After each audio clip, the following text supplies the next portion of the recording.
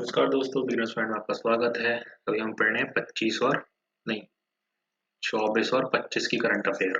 ठीक है। 75वें गणतंत्र दिवस की पूर्व संध्या पर 80 सशस्त्र बलों के कर्मियों को वीरता पुरस्कार की घोषणा। राष्ट्रपति द्रौपदी मुर्मू ने 75वें गणतंत्र दिवस की पूर्व संध्या पर 80 सशस्त्र बलों के कर्मियों को वीरता पुरस्कार की घोषणा की है, जिनमें 12 सैन्य कर्मियों को मरणोपरांत यह पुरस्कार दिए जाएंगे। इसमें 6 कीर्ति चक्र, 16 शौर्य चक्र, 53 सेना पदक, 1 नौसेना वीरता पदक और 4 वायुसेना वीरता पदक शामिल हैं। राष्ट्रपति ने सशस्त्र बलों और अन्य कर्मियों के लिए 311 रक्षा अलंकरणों को भी मंजूरी दी है। इनमें 31 परम विशिष्ट सेवा पदक, 4 उत्तम युद्ध सेवा पदक, 2 बार अति विशिष्ट सेवा पदक, 59 अति विशिष्ट सेवा पदक, 10 युद्ध सेवा पदक और 130 विशिष्ट सेवा पदक शामिल हैं। प्रधानमंत्री नरेंद्र मोदी और फ्रांस के राष्ट्रपति एम्मेनुएल मैक्रों ने जयपुर में द्विपक्षीय बैठक की। प्रधानमंत्री नरेंद्र मोदी ने आज शाम जयपुर में फ्रांस के राष्ट्रपति एम्मेनुएल मैक्रों के साथ द्विपक्षीय बैठक की। चर्चा में भारत और फ्रांस के बीच आपसी संबंधों के महत्वपूर्ण पहलुओं को शामिल किया गया। प्रधानमंत्री मोदी ने फ्रांस के राष्ट्रपति के लिए रात्रि भोज का भी आयोजन किया। श्री मैक्रों अपनी 2 दिवसीय भारत यात्रा पर आज दोपहर जयपुर पहुंचे। देश भर में आज 14वां राष्ट्रीय मतदाता दिवस मनाया गया। देश भर में आज 14वां राष्ट्रीय मतदाता दिवस मनाया गया। इस अवसर पर दिल्ली के मुख्य निर्वाचन अधिकारी कार्यालय में कई गतिविधियां आयोजित की गई। इस वर्ष के मतदाता दिवस का विषय वोट जैसा कुछ नहीं, वोट जरूर डालेंगे हम रहा है। ग्रामीण विकास और पंचायती राज मंत्री गिरिराज सिंह ने कल नई दिल्ली में गणतंत्र दिवस समारोह में विशेष अतिथि के रूप में आमंत्रित पंचायत प्रतिनिधियों से बातचीत करेंगे। ग्रामीण विकास और पंचायती राज मंत्री गिरिराज सिंह कल नई दिल्ली में गणतंत्र दिवस समारोह में विशेष अतिथि के रूप में आमंत्रित पंचायत प्रतिनिधियों से बातचीत करेंगे। इसका उद्देश्य लोकतंत्र की जड़ों को मजबूत करना, नागरिकों और उनके निर्वाचित प्रतिनिधियों के बीच मजबूत संबंध को प्रोत्साहन देना और वर्ष 2047 तक विकसित भारत में पंचायती राज संस्थानों की भूमिका को बढ़ावा देना है। श्री गिरिराज सिंह जमीनी स्तर पर शासन में बहुमूल्य योगदान के लिए आमंत्रित लोगों को सम्मानित भी करेंगे। राष्ट्रपति द्रौपदी मुर्मू ने 75वें गणतंत्र दिवस की पूर्व संध्या पर राष्ट्र को संबोधित किया। कहा, नवनिर्मित राम मंदिर न्यायिक प्रक्रिया में लोगों के दृढ़ विश्वास का प्रतीक है। राष्ट्रपति द्रौपदी मुर्मू ने कहा कि अयोध्या में नवनिर्मित राम मंदिर का एक भव्य भवन है। यह मंदिर लोगों की आस्था और न्यायिक प्रक्रिया में भारी विश्वास की अभिव्यक्ति है। राष्ट्रपति मुर्मू ने 75वें गणतंत्र दिवस की पूर्व संध्या पर आज राष्ट्र को संबोधित किया। उन्होंने कहा कि भविष्य के इतिहासकार भगवान राम के अभिषेक समारोह को भारत की अपनी सभ्यतागत विरासत की खोज की में एक प्रमुख उपलब्धि मानेंगे। उन्होंने कहा कि अयोध्या में मंदिर का निर्माण उचित न्यायिक प्रक्रिया और देश की सर्वोच्च अदालत के निर्णय के अब बाद आरंभ हुआ। प्रधानमंत्री नरेंद्र मोदी ने कहा कि किसानों का कल्याण सरकार की सर्वोच्च प्राथमिकता है। प्रधानमंत्री नरेंद्र मोदी ने कहा कि उत्तर प्रदेश के तीव्र विकास के बिना विकसित भारत का निर्माण संभव नहीं है। श्री मोदी ने आज बुलंदशहर में 19,100 करोड़ रुपए से अधिक की अनेक विकास परियोजनाओं को उद्घाटन और राष्ट्र को समर्पित करते हुए कहा कि अयोध्या में रामलला की प्राण प्रतिष्ठा के बाद अब राष्ट्र प्रतिष्ठा को नई ऊंचाइयां देने का समय है। उन्होंने कहा कि सरकार का लक्ष्य है 2047 तक भारत को एक विकसित राष्ट्र बनाना है। वर्चुअल माध्यम से जम्मू स्मार्ट सिटी के लिए ई बस सेवा की शुरुआत। 75वें गणतंत्र दिवस की पूर्व संध्या पर केंद्रीय गृह और सहकारिता मंत्री अमित शाह ने आज वर्चुअल माध्यम से जम्मू स्मार्ट सिटी के लिए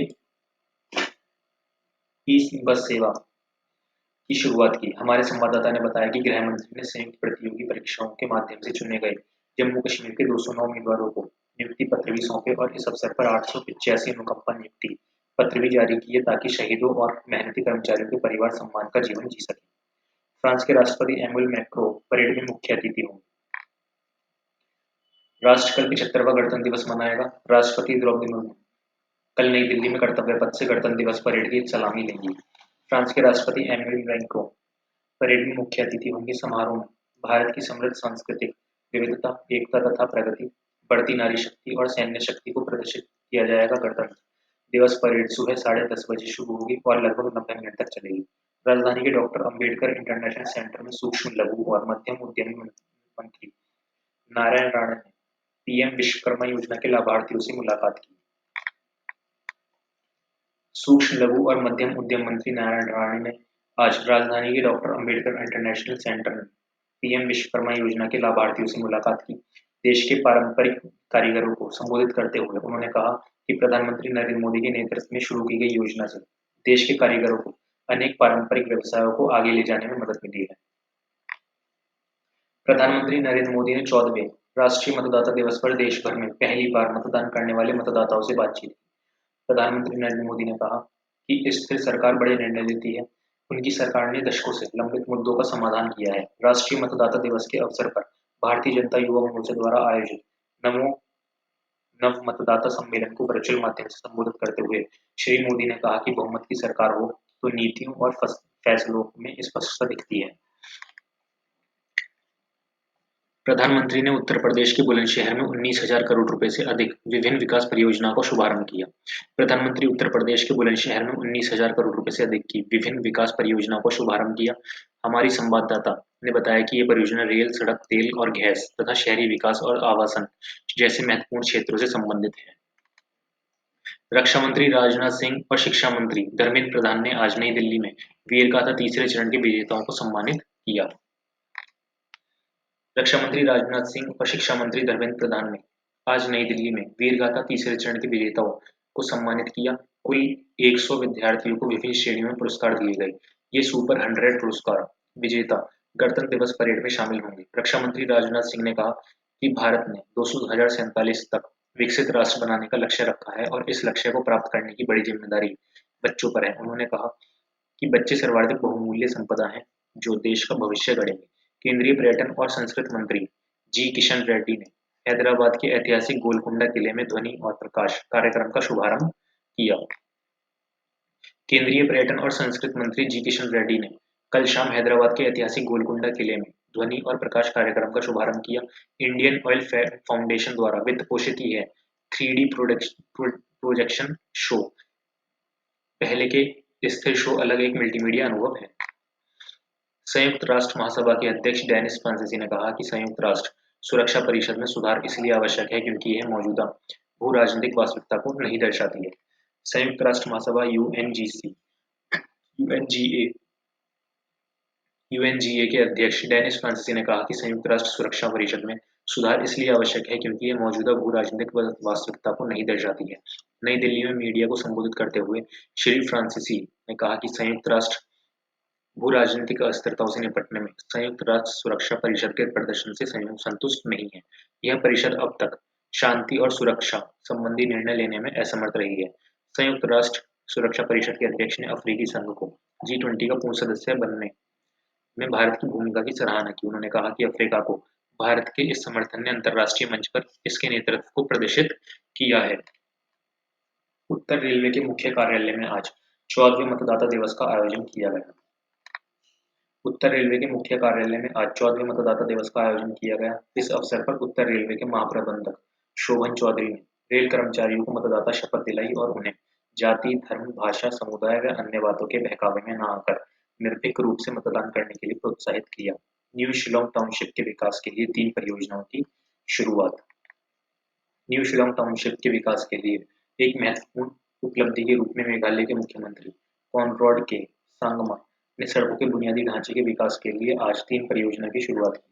इसका उद्देश्य क्षेत्र में कनेक्टिविटी को बढ़ाना और गुणवत्तापूर्ण शहरी विकास को बढ़ावा देना है। इस कार्यक्रम को संबोधित करते हुए मुख्यमंत्री ने कहा कि हम न्यू शिलोंग शहर को वर्तमान शिलोंग शहर से और भीड़-भाड़ से दूर बनाने में काम कर रहे हैं।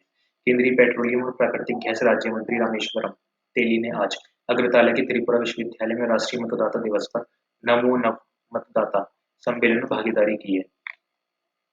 केंद्रीय पेट्रोलियम और प्राकृतिक गैस राज्य मंत्री रामेश्वरम तेली ने आज अग्रतला के त्रिपुरा विश्वविद्यालय में राष्ट्रीय मतदाता दिवस पर नमो नव मतदाता सम्मेलन में भागीदारी की है। इस सम्मेलन को प्रधानमंत्री नरेंद्र मोदी और भाजपा के वरिष्ठ नेता ने वीडियो कॉन्फ्रेंस के माध्यम से संबोधित किया है। प्रधानमंत्री नरेंद्र मोदी आज शाम राजस्थान के जयपुर में फ्रांस के राष्ट्रपति एम्मानुएल मैक्रों के साथ बैठक करेंगे। प्रधानमंत्री नरेंद्र मोदी आज शाम राजस्थान के जयपुर में फ्रांस के राष्ट्रपति एम्मानुएल मैक्रों के साथ बैठक करेंगे। बातचीत में दोनों देशों के द्विपक्षीय संबंधों के व्यापक पक्षों और भू राजनीतिक चुनौतियों के समाधान पर विचार विमर्श होगा। राष्ट्रपति ब्रैंको आज दोपहर जयपुर पहुंचने के बाद आमेर किला देखने जाएंगे।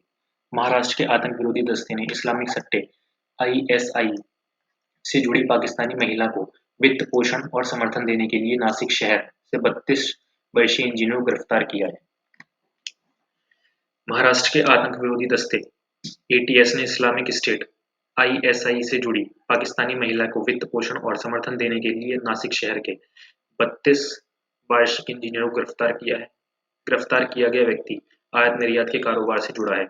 एटीएस ने जांच में पाया कि उसने वैश्विक आतंकी गुट इस्लामिक स्टेट को 3 बार धन भेजा है। यह इंजीनियर आईएसआई की आतंकी गतिविधियों और इंडियन मुजाहिदीन आतंकी संगठन को भी समर्थन देता है था। पश्चिम बंगाल की मुख्यमंत्री ममता बनर्जी और पंजाब के मुख्यमंत्री भगवंत मान ने आगामी लोकसभा चुनावों के लिए कांग्रेस के साथ किसी भी गठबंधन से इनकार किया है। पश्चिम बंगाल की मुख्यमंत्री ममता बनर्जी और पंजाब के मुख्यमंत्री भगवंत मान ने आगामी लोकसभा चुनावों के लिए कांग्रेस के साथ किसी भी गठबंधन से इनकार किया। मुख्यमंत्री और तृणमूल कांग्रेस अध्यक्ष ममता बनर्जी ने आगामी लोकसभा चुनाव के लिए राज्य में INDIA गठबंधन के संबंध में यानी कि इंडिया गठबंधन के संबंध में INDIA गठबंधन के संबंध में कांग्रेस के साथ किसी भी गठबंधन से आज इनकार किया। उन्होंने पश्चिम बंगाल के पूर्व वर्धमान जिले के गौदा मैदान में एक संवाददाता सम्मेलन में ये घोषणा की है। हरियाणा में 25 जनवरी को राष्ट्रीय राजमार्ग 44 पर भारी वाहनों का प्रवेश पर प्रतिबंध लगा दिया गया है। अंतरिम केंद्रीय बजट 2024 की तैयारी प्रक्रिया के अंतिम चरण के अंतर्गत आज नॉर्थ ब्लॉक में हलवा सेरेमनी आयोजित की गई। अंतरिम केंद्रीय बजट 2024 की तैयारी प्रक्रिया के अंतिम चरण के अंतर्गत आज नॉर्थ ब्लॉक में हलवा सेरेमनी समारोह आयोजित हुआ। हलवा समारोह हर वर्ष आयोजित किया जाता है और इसके साथ ही संबंधित अधिकारियों को बजट प्रस्तुत होने तक कमरे में बंद कर दिया जाता है।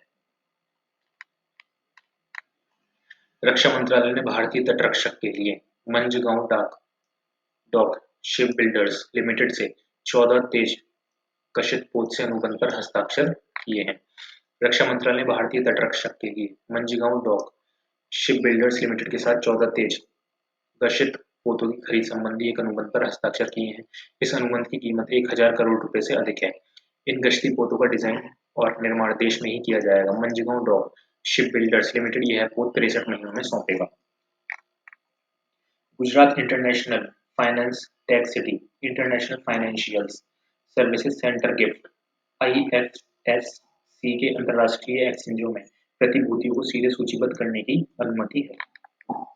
सरकार ने देश की सार्वजनिक कंपनियों को Gujarat international finance tech city international financial services centre gift IFSC के अंतर्राष्ट्रीय एक्सचेंजों में प्रतिभूतियों को सीधे सूचीबद्ध करने की अनुमति दे दी है। हांगकांग को पीछे छोड़ भारत बना विश्व का चौथा सबसे बड़ा इक्विटी मार्केट। भारत का शेयर बाजार पहली बार हांगकांग को पीछे छोड़कर विश्व का चौथा सबसे बड़ा इक्विटी मार्केट बन गया है। ब्लूमबर्ग की ओर से संकलित आंकड़ों के अनुसार भारतीय शेयर बाजार में सूचीबद्ध शेयरों का कुल मूल्य 4.33 ट्रिलियन अमेरिकी डॉलर तक पहुंच गया। स्पोर्ट्स न्यूज दक्षिण अफ्रीका में चल रही पुरुष हॉकी में कल फ्रांस के साथ भारत का मैच 2-2 से ड्रॉ रहा। दक्षिण अफ्रीका में चल रही पुरुष हॉकी में कल फ्रांस के साथ भारत का मैच 2-2 से ड्रॉ रहा। सोमवार को भारत ने अपने पहले मैच में फ्रांस को 4-0 से मात दी थी। कल हॉकी टेस्ट में भारत का मुकाबला मेजबान दक्षिण अफ्रीका से होगा। रविवार को संभावना मैच में भारत और नीदरलैंड आमने सामने होंगे। ठीक है, इसी के साथ हो जाते हैं समाचार समाप्त।